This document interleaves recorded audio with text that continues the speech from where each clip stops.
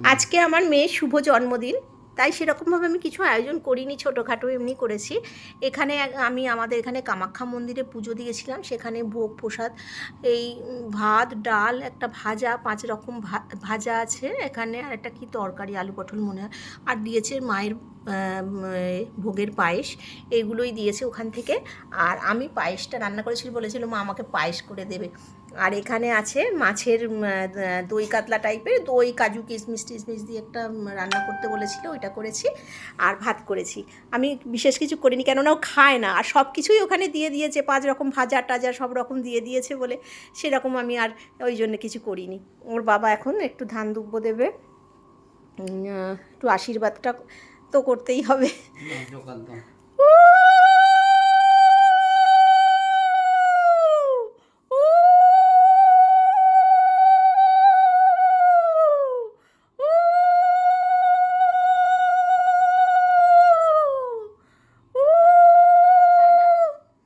বাবা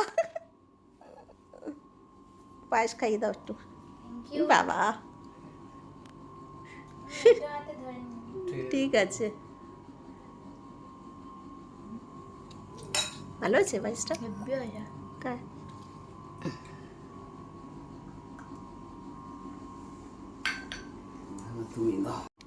বন্ধুরা, এবার ওর মা আশীর্বাদ করছে। আজকে আমার মেয়ের শুভ জন্মদিন।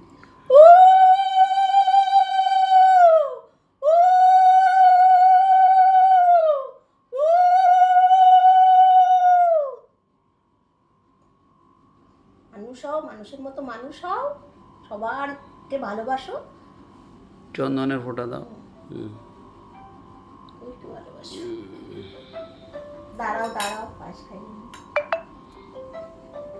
একটু কম করে দাও, কম করে দাও।